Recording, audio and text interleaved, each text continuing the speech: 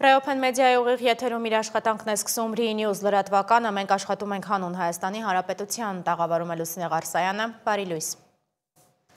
Թողարկումը սկսենք ադրբեջանցի ու թուրք փորձագետների մասնակցությամբ ֆորումից, որում ելույթ է ունեցել նաև վարչապետ Նիկոլ Փաշինյանը։ Մեր տարածաշրջանում խաղաղության մասին խոսելու են եկել նաև փորձագետներ Իրանից, Վրաստանից, Ֆրանսիայից, անգամ Հնդկաստանից։ Համաժողովի ընթացքում Հայաստանի վարչապետից լրագրողները արձագանք են ակնկալել Ալիևի երեկվա աղմկահարույց հայտարարություններին։ Ալիևն ասել էր 20-րդ դարի սկզբի քարտեզներում Սևանա լիճ տեղանուն չկա, կա Գյոյչա և բացի այդ ադրբեջանցիների այսպես ասած վերադարձի մասին էր խոսել։ Փաշինյանը ասել է, թե պատմության հետ պետք է զգույշ լինենք ու ապագային նայենք։ Որքան Ադրբեջանում հնչում է Բասար Գեչար անունը, այնքան Հայաստանում հնչում է Արցախ անունը։ Այսպես պատասխանեց Ադրբեջանի նախագահ Իլհամ Ալիևին Հայաստանի վարչապետ Նիկոլ Փաշինյանը Օրբելի ֆորում կառուցելով խաղաղություն եւ բազմակողմանի համագործակցություն խորագիրը կրող միջազգային համաժողովի ընթացքում, նայելով իր դիմաց նստած պատվիրակներին 17 երկրից, այդ թվում հարևան Ադրբեջանից։ Ըստ Փաշինյանի երբեմն Հայաստանում եւ Ադրբեջանում ընկալում եւ տեսնում են պատմության մի մասը, համարելով, որ պատմության այն մասը, որը բխում է իրենցից, լեգիտիմ է, որը բխում է մյուս կողմից լեգիտիմ չէ։ Ադրբեջանի նախագահի ձեր ասածը չի արտահայտում ամբողջ պատկերը։ Որտեւ Ադրբեջանի նախագահ ասել է, որ եթե ցարական քարտեզներում, եթե նայենք Սևանա լիճ չկա, կա այլ անուն։ Հա, ինչ որ անուն։ Հասկանում եք, եւ ինչու է անհարմար իրավիճակ, որովհետև հիմա եթե ես այսպես վարվեմ եւ ասեմ, գիտեք ինչ, Ադրբեջանի նախագահը ոչ թե ասել է, որ Սևանա լճի անունը Գյոյչա է, այլ ասել է, որ եթե նայենք ցարական Ռուսաստանի քարտեզներին, այնտեղ չկա Սևանա լիճ, կա դժվար է նրանով, որ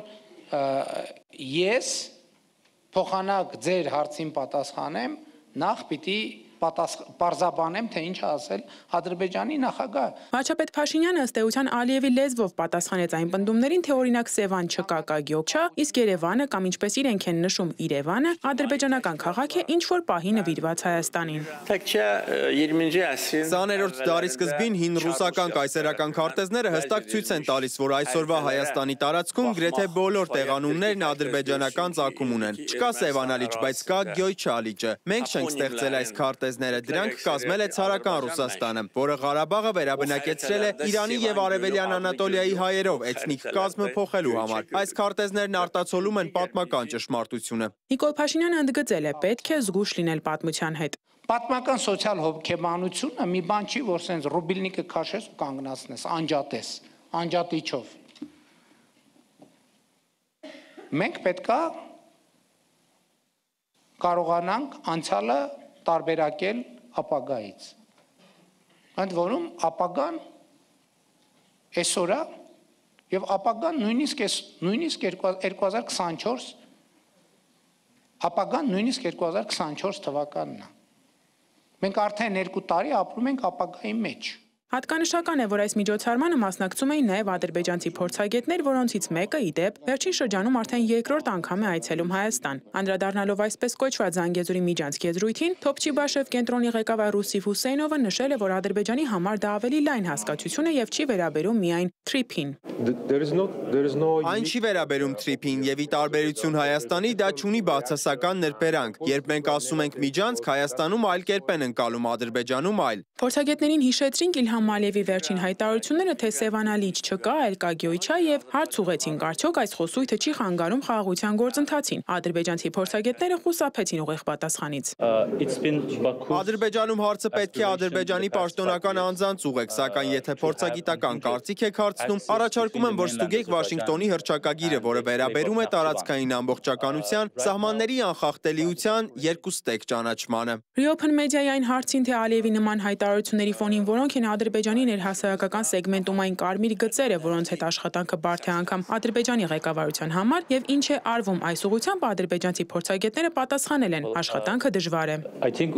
Կա հստակ քաղաքացիական կարծիք եւ կառավարությունը պետք է ականջալուր լինի հասարակական կարծիքին։ Ոչ բոլորն են գոհ հաշտեցման փաստից, որովհետեւ շատերի համար տրավման դեռ կա։ Պետք է հասարակություններին նախապատրաստենք մեր գործողություններով, մեր վարքով։ Ինձ համար հաշտեցումը վերջնանպատակ չէ, այն ճամփորդություն է։ Թե ֆորումի ընթացքում ամենահաճախը հնչում էր խաղաղություն բառը, բայց հիշեցնենք, որ ընդամենը 12 տարի առաջ իր ելույթներից մեկում Ալիևը հայտարարել էր, որ չի հանդուրժի երկրորդ հայկական պետության գոյությունը, ինչպես ինքն է նշում, իր հողերի վրա։ Այսօր, երբ նա խոսում է հայկական տարածքների ենթադրյալ ադրբեջանական լինելու մասին, արդյոք կարող ենք լեգիտիմ մտաբախություն ունենալ, որ Ադրբեջանը կրկին կդիմի երկաթե բռունցքին, որպես այդ հավակնությունները իրականացնելու միջոց։ Այս հարցը ցավոք չկարողացանք ուղղել Նիկոլ Փաշինյանին, եւ այն մնում է բաց պատասխանել ցանկացողների համար։ Դիանա Կարապետյան, Էդգար Գուլոյան, Open Media։ Այն, որ Ալիևը մեծ բարդույթ ունի հայկական բոլոր տեղանունները ադրբեջանականով ներկայացնելու, իհարկե նոր բան չէ։ Ու այս հարցում վստահաբար լավ օրինակ է եղել իրենց մեծ եղբայր Թուրքիան, որ հայոց ցեղասպանությունից հետո տոտալ կերպով սկսեց հայկական տեղանունները թուրքականով փոխարինել ու հայերեն անվանումները ընդհանրապես ջնջել իր ժողովրդի կոլեկտիվ հիշողությունից։ Տարօրինակ դրություն է ստեղծվել։ Ադրբեջանում առաջ են մղում գոյություն չունեցող պատմական Ադրբեջան, սնամեջ բովանդակության տակ տարատեսակ նախագծեր, Արևմտյան Ադրբեջան, Հայաստանում հայերը եկվոր են եւ նման անհեթեթություններ, մինչդեռ մենք ավելի պասիվ եւ զուսպ ենք պատմական ճշմարտությունները պաշտպանելու եւ հակադարձելու գործում։ Իշխանության ուղերձն էլ պատմության խորքերում չմնալն ու առաջ նայելն է։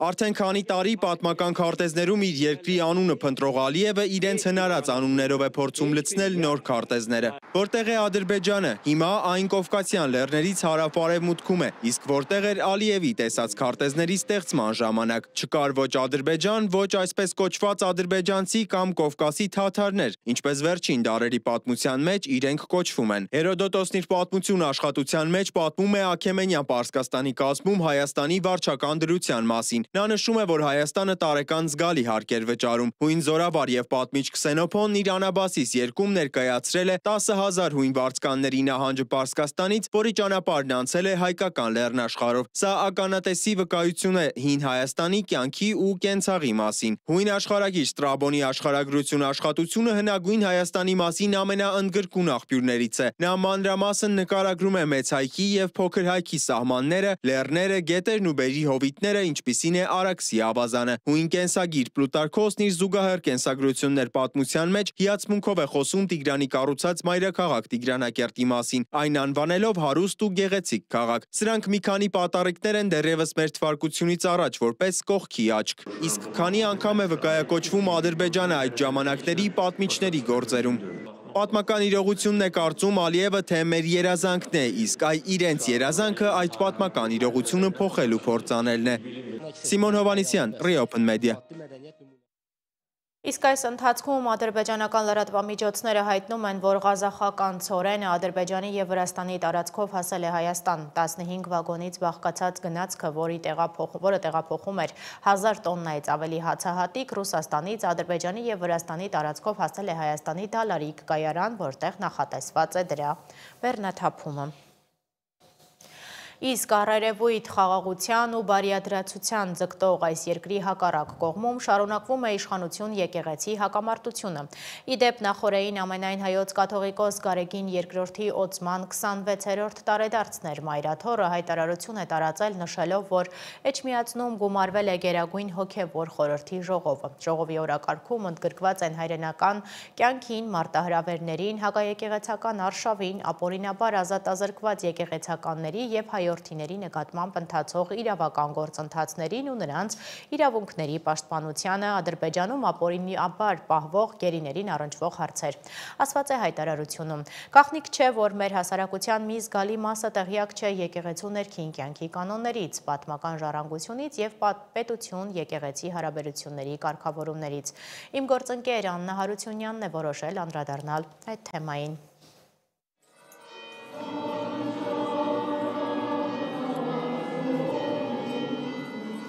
Նոյեմբերի 4-ին նշվում է ամենայն հայոց Գարեգին II կաթողիկոսի գահակալության 26-րդ տարեդարձը։ Գարեգին II-ը հայ եկեղեցու 132-րդ հովապետն է։ Մի երկար շղթա, որը սկիզբ է առել 4-րդ դարի սկզբին Սուրբ Գրիգոր Լուսավորչից եւ շարունակվել է 17 քառորդ դար, չնայած պետականության բազմակի կորուստներին, պատերազմներին ու հայրապետական աթոռի հաճախակի տեղափոխություններին։ Այս երկար ցուցակում եղել են հայրապետեր, որոնք ոչ միայն եկեղեցու, այլև ազգի համար են եղել ազգային կյանքի ու արտաքին թշնամուն դիմակայության ճարտարապետ։ Սուրբ Գրիգոր Լուսավորիչը դրեց եկեղեցու կազմակերպական եւ կանոնական ամուր հիմքերը։ Սուրբ Ներսես Մեծը հիմնեց առաջին համապարփակ սոցիալական հաստատությունները, ներսեսյան կառույցները, հիվանդանոցներ, որբանոցներ, աղքատանոցներ, իսկ Սուրբ Սահակ Պարթևը դարձավ հայ գրերի ստեղծման գլխավոր հովանավորն ու հայ ինքնության պահպանության գլխավոր դերակատարներից մեկը։ Դարեր անց նրանց գործը շարունակեց Սուրբ Ներսես Շնորհալին, որը թուղթ ընդհանրական կոնդակով կոչ արեց ողջ հայությանը միասնության, հոգևոր մաքրության, բարոյականության եւ եկեղեցական կարգապահության ամրապնդման։ Հովանես Օձնեցին կանոնակարգեց եւ ամրագրեց հայոց եկեղեցու տիսական եւ դավանական կանոնները։ Ներսես Աշտարակեցին նպաստեց Գևորգյան ճեմարանի վերացմանը, ճանաչված է որպես ազգային զատագրական գործիչ։ Ղրիմյան հայրիկն ամրապնդեց Էջմիածնի հեղինակությունը, հատկապես սուլթանական Թուրքիայի հալածանքների դեմ պայքարում։ Գևորգ Սուրենյանցը մեծ դեր ունեցավ մայիսյան հերոսամարտերին հոգևոր աջակցություն ցուցաբերելու եւ եկեղեցու գոյությունը նորաստեղծ խորհրդային Հայաստանում պահպանելու գործում։ Վազգեն առաջին կաթողիկոսի ջանքերով աթեիստական խորհրդային տարիներին հնարավոր դարձավ ոչ միայն պահպանել, այլև վերանորոգել տասնյակ եկեղեցիներ ու վանքեր, դրանք փրկելով վերջնական կործանումից։ Կաթողիկոսական աթոռը սկզբնապես հաստատվել է Վաղարշապատում։ Դրանից հետո քաղաքական կենտրոնների տեղաշարժի պատճառով այն տեղափոխվեց Դվին, ապա Արգինը, իսկ Բագրատունիների օրոք Անի։ Կիլիկիայի հայկական պետականության ամրապնդման հետ կաթողիկոսարանը տեղափոխվեց եւ հաստատվեց այնտեղ, անցնելով մի շարք քաղաքներով, որոնցից գլխավորն էր մայրաքաղաք Սիսը։ 1441 թվականին ազգային եկեղեցական մեծ ժողովի որոշմամբ աթոռը վերահաստատվեց իր նախնական եւ մնայուն վայրում՝ Մայրաթոր Սուրբ Էջմիածնում։ Ամենայն հայոց կաթողիկոս կտրվի 263 քվեով Գարեգին arczepiskopos Ամենայն հայոց կաթողիկոսին ցմահ ընտրում է ազգային եկեղեցական ժողովը, որը կազմված է բարձրաստիճան հոգևորականներից եւ թեմերի կողմից ընտրված աշխարհիկ եւ հոգևոր падգամավորներից։ Թեմերի ներկայացուցիչներին ընտրում է թեմական падգամավորական ժողովը յուրաքանչյուր 25000-ից 1 հոգու։ Այս թվից պակաս բնակչություն ունեցող թեմերի համար սահմանված նվազագույն թվականակը 10000-ն է։ Ընտրությունն իրականացվում է եռափուլ քվեարկությամբ։ Առաջին փուլում որոշվում են 3 հիմնական տեխնացուները, երկրորդում 2-ը, իսկ վերջին փուլում նրանցից մեկն ընտրվում է կաթողիկոս։ Գահակալության տևողությունը հաճախ արտացոլում է պատմական դարաշրջանների կայունությունը։ Եթե Սահակ Պարթևը գահին է մնացել ավելի քան կես դար, Վազգեն առաջինը 39 տարի, իսկ ամենաերկարը 53 տարի գահակալել է Գրիգոր III-ը, ապա եղել են ժամանակներ, երբ կաթողիկոսները գահակալել են ընդամենը 1 տարի, ինչպես Գրիգոր 5-րդ Քարավեժը 1193-ից 94 թվականներին։ Իսկ ինչպես է կառուցված եկեղեցու ներքին նվիրապետությունը։ Այն ունի 3 հիմնական աստիճան։ Բարձրագույնը եպիսկոպոսականն է, որի գլուխ կանգնած է կաթողիկոսը, իսկ երրորդը սարկավագական աստիճանն է։ Եթե հոգևորականը կուսակրոնության ուխտ է ընդունում, դառնում է աբեղա, ապա վարդապետ, ծայրագույն վարդապետ, եպիսկոպոս, արքեպիսկոպոս, պատրիարք։ Կուսակրոնության ուխտ չընդունածները դառնում են ամուսնացյալ քահանաներ։ Մեր հասարակության զգալի մասը տեղյակ չէ եկեղեցու ներքին կյանքի կանոններից, շատերը աստիճանակարգումից ու պատմական ժառանգությունից, ոմանք էլ սահմանադրությամբ պետություն եկեղեցի հարաբերությունների կարգավորումներից, բայց հենց այդ մանրամասներն ու հանգամանքներն են այսօր հայտնվել հանրային քննարկումների եւ հակասական գնահատականների կիզակետում։ Հասարակության ընկալումներում եկեղեցու դերն ու նրա առաջնորդի հեղինակությունը տարբեր կերպ են արտացոլվում։ Կաթողիկոսի գահակալության 26-ամյակն է, դուք ինչ եք տեսել կաթողիկոսի գործունեությունը։ Ուրեմն ինքը դեռ կաթողիկոս չէր, Արարատյան թեմի։ Մեր շենքը բազար ընկավ ու կտորը չկար, ընդհանրապես տանիքը չկար։ Միայն ինքը քաղաքապետարանը ոչ մի բան, փող գումար տվեց, որ տանիքը, այսինքն 3 հարգաներ, 3-րդ հարգը չկար։ Այդպես եմ իրան հիշում։ Ուղղակի մենք եկեղեցի են գնում, ոմանք վառում, վերջացավ դրանով, այդքան մի բան նորմալ։ Բադ բան ես չեմ լսել, չեմ տեսել։ Ոչ մեկից։ Եկեղեցի Աստված կա, շո։ Կա։ Աստված կա, եկեղեցականներին ով էր հավատում, ճիշտ է անում։ Ես կոնկրետ դեմ եմ իրան։ Եթե իմ կարծիքը հարցնեք, ես կուզենամ, որ ինքը գնա։ Ես իրան մասին վատ բան չեմ կարող ասեմ։ Շատ սիրում եմ պաշտոն, ինչ բիզնես ասել։ Գարեգինն էլի։ Ինձ համար շատ հարգված մարդ է մեր կաթողիկոսն է։ Ինչ պետք է անի։ Ինքը իր գործը արել է, էլի։ Ոնց հասկանամ։ Եկեղեցին կաթողիկոսը նույն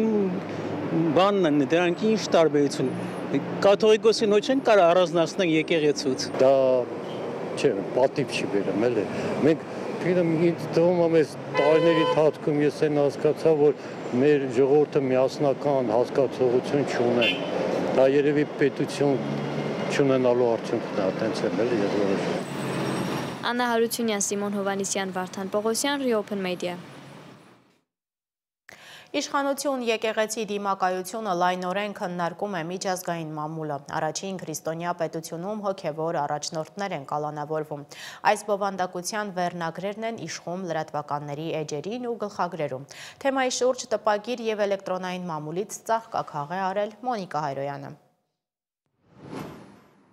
Հեղափոխական ներկայի և արմատացած անցյալի միջև պայքար, հենց այսպես է որակել ամերիկյան Jamestown Foundation պարբերականը Հայաստանում իշխանություն եկեղեցի հակամարտությանը։ Ըստ հաստատության փորձագետների Նիկոլ Փաշինյանի կառավարությունը հետևողականորեն թուլացնում է այն ինստիտուտները, որոնք պատմականորեն սերտ կապեր ունեն Ռուսաստանի հետ։ Այս տեսանկյունից եկեղեցին որպես ազգային ինքնության և արժեքների պահապան դիտվում է որպես առանցքային ուժ, որը կարող է խոչընդոտել Հայաստանի վերջնական վերակողմնորոշումը դեպի արևմուտք։ Այս տեսակետը գրեթե ամբողջությամբ կիսում են նաև ռուսական վերլուծական շրջանակները։ Մասնավորապես Նեզավիսիմայա Գազետան եկեղեցու դեմ ուղղված գործողությունները կապում է Հայաստանի հապկից և ռուսական ազդեցությունից հեռանալու ընդհանուր քաղաքականության հետ։ Թերթի մեկնաբանությամբ եկեղեցին Փաշինյանի արևմտամետ կուրսին դիմադրող վերջին խոշոր հենակետերից է։ Բարձրաստիճան հոգևորականների ձերբակալությունները և եկեղեցու նկատմամբ ճնշումները չեն վրիպել միջազգային իրավապաշտպան կազմակերպությունների տեսադաշտից։ Christian Today-ը հղում անելով Amsterdam and Partners միջազգային իրավաբանական ընկերության զեկույցին լայնորեն անդրադարձել է Հայաստանում կրոնական ազատության վիճակին։ Զեկույցում կառավարություն մայրաթոր դիմակայությունը մեկնաբանվում է որպես եկեղեցու դեմ աննախադեպ հալածանքների արշավ։ Փաստաթղթում նշվում է, որ Միքայել arczepiskopos Աջապահյանին 2 տարվա ազատազրկման են դատապարտել կառավարությունը քննադատելու համար։ Christian Solidarity International կազմակերպությունը նույնպես կոչ է արել Հայաստանի իշխանություններին դադարեցնել միջամտությունը եկեղեցու ներքին գործերին։ Հակամարտությանը հատուկ ուշադրություն է դարձրել նաև արաբական լրատվական դաշտը։ Ալ Ջազիրան անդրադառնալով վարչապետի ամենայն հայոց կաթողիկոսի հասցեին կուսակրոնության ուխտը խախտելու այս քայլը որակել է գիտակցված հարված եկեղեցու ինստիտուցիոնալ հեղինակությանը։ Ըստ հեռուստատեսության կայքի այս դիմակայությունը խորացնում է բևեռացումը հայ հասարակության մեջ, սակայն այն պետք է դիտարկել ոչ թե որպես պետության պայքար ընդդեմ եկեղեցու, այլ որպես անձնական բախում Փաշինյանի և Գարեգին երկրորդի միջև։ Ադրբեջանական մամուլը հակամարտությունը ներկայացնում է որպես Հայաստանի խորը ներքաղաքական ճգնաժամի, պետական ինստիտուտների քայքայման և հասարակական պառակտման վկայություն։ Կալիբեր Ազը, Հաքին Ազը և Վեստի Ազը պարբերաբար հրապարակում են Փաշինյան versus Գարեգին երկրորդ վերնագրերով նյութեր, մանրամասն ներկայացնելով կողմերի փոխադարձ մեղադրանքները։ Կալիբեր Ազը փորձագիտական հոդվածներից մեկում նշում է, որ Փաշինյանը շարունակում է մաքրել Հայաստանում ռևանշիստական դաշտը, նկատի ունենալով այն ուժերին, որոնք իբր դեմ են Ադրբեջանի հետ խաղաղությանը։ Այս համատեքստում ըստ ադրբեջանական կայքերի եկեղեցի նախկին իշխանությունների հետ միասին դիտարկվում է որպես այն հիմնական խոչընդոտը, որը Փաշինյանը պետք է հաղթահարի խաղաղության պայմանագիր կնքելու ճանապարհին։ Թուրքական լրատվամիջոցները, ինչպիսիք են պետական Անադոլու գործակալությունը և TRT Haber-ը, իրենց հերթին ավելի շատ կենտրոնանում են գործընթացի ռազմավարական նշանակության վրա։ Նրանք եկեղեցին ներկայացնում են որպես հայկական սփյուռքի արմատական շահերի արտահայտիչ Հայաստանի ներսում։ Ըստ թուրք վերլուծաբանների եկեղեցին խոչընդոտում է Փաշինյանի անցյալը բաց թողնելու և հարևանների հետ պրագմատիկ հարաբերություններ կառուցելու փորձերին։ Թուրքական որոշ մեկնաբաններ եկեղեցին համարում են ցեղասպանության ճանաչման քաղաքականության գլխավոր գաղափարական կենտրոնը, որը իրենց կարծիքով թույլ չի տալիս երկու երկրներին առաջ շարժվել։ Հետևաբար եկեղեցու ազդեցության թուլացումը դիտարկվում է որպես դրական քայլ, ինչպես նրանք են նշում այս պատմական բեռից ազատվելու համար։ Ի տարբերություն ադրբեջանական մամուլի, որը ակնհայտ հաճույքով մանրամասնում է կաթողիկոսի ենթադրյալ անձնական կյանքին վերաբերող մեղադրանքները, թուրքական լրատվամիջոցների համար կարևոր է ոչ թե սկանդալը, այլ դրա հետևանքները տարածաշրջանային նախագծերի համար, ինչպիսիք են այսպես կոչված Զանգեզուրի միջանցքը և սահմանների բացման գործընթացը։ Նրանց վերլուծությունների առանցքում այն հարցն է, թե ինչպես է այս հակամարտությունը թուլացնում Ռուսաստանի դիրքերը Հարավային Կովկասում։ Մոնիկա Հայրոյան, Reopen Media։ Ռուսաստանի նախագահ Վլադիմիր Պուտինն Ալեքսանդր Նևսկու շքանշան է հանձնել հայ առաքելական եկեղեցու Ռուսաստանի և Նոր Նախիջևանի թեմի առաջնորդ Եզրաս arczepiskopos Ներսիսյանին։ Արարողությունը կայացել է Կրեմլում։ Հիշեցնեմ, Եզրաս Սրբազանը ամենայն հայոց կաթողիկոս Գարեգին երկրորդի կրտսեր եղբայրն է։ Հաջորդ 2026 թվականին սպասվում են ընտրություններ, քաղաքացիական պայմանագիր կուսակցությունը հայտարարել է, որ մասնակցելու է, իսկ թե ելով է մասնակցելու, տեսախցիկի առաջ զանգահարել և 8 քաղաքական ուժերի հարցրել է իմ գործընկեր Անի Հովհաննիսյանը, դիտենք ռեպորտաժն ու վերադառնանք։ Վարչապետ Նիկոլ Փաշինյանն առաջադրվել է քաղաքացիական պայմանագիր կուսակցության 2026 թվականի հերթական ընտրությունների համամասնական ցուցակում ընդգրկվելու համար։ Ավելին ԿՊ-ն պաշտոնապես հայտարարել է, որ ոչ միայն ընտրություններին է գնալու, այլև ֆլեշմոբ են սկսել առաջադրումներով։ Փորձել են կապվել 8 քաղաքական ուժերի ներկայացուցիչների հետ, տալ նույն հարցերը։ Եկեք միասին լայվ ռեժիմով զանգենք կուսակցությունների խոսնակներին եւ պարզենք, արդյոք մասնակցելու են 2026 թվականի խորհրդարանական ընտրություններին ու ինչ քաղաքական ուղղվածություն ունեն։ Պլանավորում եք մասնակցել 2026 թվականի խորհրդարանական ընտրություններին։ Մենք հակառակ բան չենք ասել։ Իսկ ձեր քաղաքական ուղղվածության մասով ինչ կասեք, պարոն Սաղաթելյան։ Դաշնակցությունը ազգային ընկերվարական կուսակցություն է։ Ուզում էի ճշտել, մասնակցելու եք 2026 թվականի խորհրդարանական ընտրություններին, այսինքն պլանավորում եք գրանցում ստանալ։ Այդ հարցը ես կարող պատասխանել նոյեմբերի 16-ից հետո։ Խորհրդարանական ընտրություններին սպասվելիք պատրաստվում եք մասնակցել։ Իհարկե։ Եվ եւս մեկ հարց, ձեր կուսակցության քաղաքական ուղղվածության մասին։ Ինչպիսի քաղաքական ուղղվածություն ունի, պահպանողական, լիբերալ, ազգային դեմոկրատական։ Մասնակցելու եք սպասվող 2026 թվականին սպասվող խորհրդարանական ընտրություններին։ Ինչպես հանրապետական կուսակցությունը բազմիցս հայտարարել է այդ հարցը, անգամ չենք էլ քննարկում մեր ողջ ռեսուրսը հիմա դրված է իմպիչմենտի գործընթացին։ Եվս մեկ հարց, ինչպիսի քաղաքական ուղղվածություն ունի ձեր կուսակցությունը, լիբերալ, դեմոկրատ, նեոպահպանողական։ Մեր ձևով շարժումից մեզ գրավոր պատասխանեցին, խոսնակը հրաժարվեց մեր զանգի ընթացքում պատասխանել։ Մեր ձևով շարժման խորհրդի համակարգող Նարեկ Կարապետյանը հոկտեմբերի 18-ին Ազատության հրապարակում տեղի ունեցած մեծ հանրահավաքի ժամանակ խոսել է Հայաստանում խաղաղ իշխանափոխության օրակարգի մասին եւ շեշտել, որ մենք այդ ճանապարհը նախ եւ առաջ տեսնում ենք ընտրական գործընթացներով, ինչը իհարկե ենթադրում է շարժման հենքով ձևավորված քաղաքական ուժով մասնակցություն հերթական կամ հնարավոր արտահերթ ընտրություններին։ Միասնության թևերի խոսնակը նույնպես չպատասխանեց մեր հարցին, ասաց կփոխանցի հարցը կոմպետենտ մարդու։ Մեր զանգերը անպատասխան թողեցին Հայրենիք վերածնվող Հայաստան կուսակցություններից։ Կուսակցությունների նոր ցուցակը փորձեցինք ճշտել նաև Արդարադատության նախարարությունից։ Նրանք նույնպես մեր զանգին չպատասխանեցին։ Անի Հովհաննիսյան, Ստեփան Տիգրանյան, Reopen Media։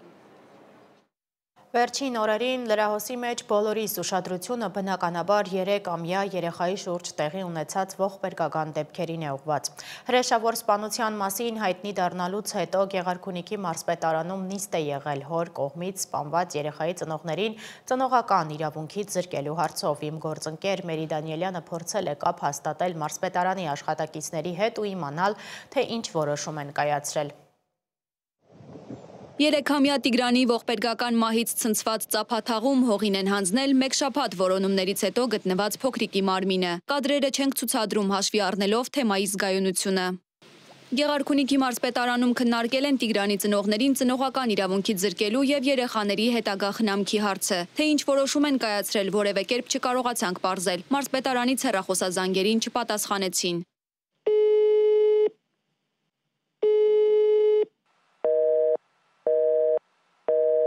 Ծափաթաղի վարչական շրջանի ղեկավար Դավիթ Գզողյանը այսօր ԵՄ-ի հետ զրույցում ասել է, որ փաստաթղթերով երեխայի թե մայրը, թե հայրը առողջ են։ Ընտանիքում մեկ երեխա ունի առողջական խնդիրներ, բայց դեռ որոնումների օրերին այնտեղ գնացած մեր թիմին գյուղացիներն ասել էին, որ ընտանիքում գրեթե բոլորը հոգեկան առողջության հետ կապված խնդիրներ ունեն։ Երեխայի դին հայտնաբերելու հաջորդ օրը ներքին գործերի նախարարը բացահայտեց փոքրիկի մահվան հանգամանքները։ Սպանել է հայրը խեղտամահ անելու ճանապարհով։ Երեխայի հայրը նշել է, որ ներընտանեկան որոշակի հարցադրման շրջանակներում է վրա հասել դեպքը։ Նախարարի խոսքից ենթադրում ենք հնարավոր է հայրը այս քայլին է դիմել այն բանից հետո, երբ պարզել է, որ ինքը չէ երեխայի կենսաբանական հայրը։ Շատ նախնական տվյալներով Տիգրանը մեծ եղբոր հետ է տնից դուրս եկել, ապա հանդիպել հորը։ Սպանության միակ վկան կարող էր լինել 5 տարեկան եղբայրը, որը սակայն չի խոսում։ Օրեր շարունակ երեխայի հետ աշխատած մասնագետների խոսքով տղան կոկորտն է ցույց տվել, երբ հարցրել են եղբոր մասին։ Հավանաբար ցանկացել է հասկացնել խեղտամահ արվելու մասին։ Երեխայի սպանության մեղադրանքով ձերբակալված հայրը Արմեն Հովհաննեսովը կալանավորվել է 2 ամսով։ Նախարարն ասում է, ահազանգստանալու առաջին օրվանից հոր կողմից երեխայի սպանության վարկածը եւս դիտարկել են իրավապահները։ Այդ դեպքում ինչպես է սպանություն կատարածը մի քանի անգամ տեղափոխել փոքրիկի դին, երբ 6 օր շարունակ Տիգրանին փնտրում էին հարյուրավոր ոստիկաններ ու կամավորներ։ Ինչու կասկածվող հայրը իրավապահների ուշադրության կենտրոնում չի եղել։ Ըստ նախնական ցուցմունքի երեխայի հոր նա երեխայի մարմնի տեղափոխություն է իրականացրել տարածքների։ Մի հետաքրքիր փաստ կա, որ հենց սկզբից ուշադրություն էր գրավել։ Երեխայի անհետանալու հենց հաջորդ օրը քրեական վարույթ էր հարուցվել սպանության հոդվածով։ Մերի Դանիելյան, Open Media։ Ռուս-ուկրաինական ճակատում կատաղի մարտեր են Դոնեցկի մարզի Պոկրովսկ քաղաքի համար պայքարը թեժացել է, քանի որ ռուսական ուժերը պնդում են, որ առաջ են շարժվում։ Եթե Ռուսաստանին հաջողվի գրավել Պոկրովսկը, դա իրենց համար շատ կարևոր կլինի թե ռազմավարական առումով, քանի որ կարևոր տրանսպորտային հանգույց է, թե քարոզչական, որպես մեծ հաղթանակ։ Սա նրանց կօգնի ավելի մոտենալ Դոնբասի ամբողջական գրավմանը, սակայն մասնագետները նշում են, որ նույնիսկ Պոկրովսկի անկման դեպքում Ուկրաինան դեռ ունի շատ կարևոր ռազմավարական քաղաքներ Սլավյանսկն ու Կրամատորսկը, որոնք մնում են տարածաշրջանում նրանց գլխավոր հենակետերը։ Դավիթ Գենջոյանն է անդրադարձել թեմային։ Դոնեցկի մարզի Պոկրովսկ քաղաքի համար պայքարը թեժացել է, քանի որ ռուսական ուժերը պնդում են, որ առաջ են շարժվում գրեթե ամբողջությամբ շրջապատված տրանսպորտային կարևոր հանգույցի ներսում։ Ռազմական գործողությունների ակտիվացմանը զուգահեռ շարունակվում են քաղաքացիական բնակչության տառապանքները։ Ուկրաինական ոստիկանության Սպիտակ հրեշտակ հատուկ ստորաբաժանումը Դոնեցկի մարզի մեկ այլ թեժկետից Կոստանտինովկայից տարհանել է տարեց բնակիչներին։ Մենք այլևս չենք կարող մտնել Պոկրովսկ։ Մենք մարդկանց խնդրում ենք ոտքով հասնել մոտակա գյուղեր, որտեղից էլ կարող ենք դրանց վերցնել։ Մեքենայով քաղաք մտնելը նշանակում է, որ դուք դառնում եք թշնամու թիրախ։ Նրանք անընդհատ հարվածում են երթուղիներին, մեքենաներին եւ տրանսպորտային միջոցներին։ Ռազմավարական նշանակության Պոկրովսկ քաղաքի համար մարտերը սկսվել են 2024 թվականի հուլիսից։ Ուկրաինական զորքերի դրությունը կրիտիկական է դարձել այս տարվա հոկտեմբերին, երբ ռուսական 200 հոգանոց հատուկ նշանակության ջոկատը հարավից թափանցել է քաղաք, ստեղծելով սպիտակ գոտիներ եւ սպառնալով կտրել մատակարարման ուղիները։ Հոկտեմբերի 29-ից քաղաքը պաշտպանող ուկրաինական ստորաբաժանումների դրությունը գրեթե անհուսալի է։ Ուկրաինական բանակի գլխավոր հրամանատար Ալեքսանդր Սիրսկին խոստովանել է բարդագույն դրությունը, լրացուցիչ ուժեր նետելով շրջապատման մեջ հայտնված յուրայիններին։ Մարտերի արյունահեղ ու ավերիչ բնույթը հաստատում է ինչպես նախագահ Զելենսկին, այնպես էլ քաղաքի լայնածավալ ավերածությունները ցուցադրող անկախ տեսանյութերը։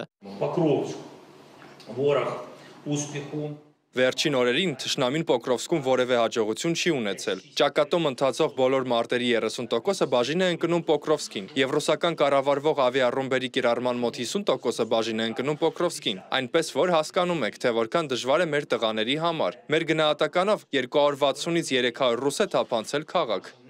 Պոկրովսկի համար մղվող համառ մարտերով Կրեմլն իրականացնում է ավելի լայն ռազմավարական նպատակ՝ ամբողջությամբ գրավել Դոնեցկի մարզը, որը Մոսկվան արդեն իսկ համարում է իր տարածքը։ Վերլուծաբանների գնահատմամբ Դոնեցկի ամբողջական վերահսկողությունը Ռուսաստանի համար կլինի վճռորոշ ռազմաքաղաքական հաղթանակ։ Ենթադրվում է, որ այդ հաջողությունից հետո Մոսկվան կփորձի սառեցնել հակամարտությունը, ուժի դիրքերից բանակցելու, պատերազմն իր պայմաններով ավարտելու եւ տարածքային ձեռքբերումներն ամրագրելու համար։ Պոկրովսկը կարևոր քաղաք է։ Ռուսաստանն առանցքային քաղաքների հարցում առանձնապես շատ կարևոր հաջողություններ չի ունեցել։ Սակայն դա այս տարվա ամենակարևոր հաջողությունը կլիներ նրանց համար քարոզչական առումով եւս բավականին կարևոր է քաղաքը գրավելը, որը նրանք կանեն, կարծում եմ, մինչև տարեվերջ։ Մինչ ռազմի դաշտում շարունակվում է արյունահեղությունը, Ռուսաստանն ակտիվորեն ամրապնդում է իր դիվանագիտական եւ տնտեսական թիկունքը։ Չինաստանի նախագահ Սի Ցինփինը Պեկինում հանդիպելով Ռուսաստանի վարչապետ Միխայիլ Միշուստինի հետ հաստատել է Պեկինի հանձնառությունը խորացնել կապերը Մոսկվայի հետ։ Այս այցը տեղի է ունենում այն պայմաններում, երբ Ռուսաստանը գտնվելով արևմտյան խիստ պատժամիջոցների տակ ձգտում է մեղմել դրանց ազդեցությունը ամրապնդելով տնտեսական կապերը հարավ-արևելյան Ասիայի երկրների, հատկապես Չինաստանի հետ։ Դավիթ Գենջոյան, Open Media։ Եվ վերջում մեր մարզական հաջողությունների մասին Եվրոպայի կրկնակի չեմպիոն Գարիկ Կարապետյանը նվաճել է Եվրոպայի մինչև 23 տարեկանների չեմպիոնի տիտղոսը, Հայաստանին բերելով այս առաջնության 6-րդ ոսկե մեդալը երկամարտում։ Նույն տարիքային խմբում աշխարհամասի ուժեղագույնի տիտղոս էին նվաճել Գառնիկ Չոլակյանը եւ Լիաննա Գյուրջյանը։ Մինչև 20 տարեկանների պայքարում չեմպիոնի կոչման են արժանացել Ալեքսանդրա Գրիգորյանը, Տիգրան Կարապետյանը եւ Էմմա Պողոսյանը։ Ռինյուզ լրատվականը առավել թարմացված լրահոսով եթերում կլինի ժամը 13-ին, իսկ ես ձեզ հրաժեշտ եմ տալիս, բարին ընդ ձեզ։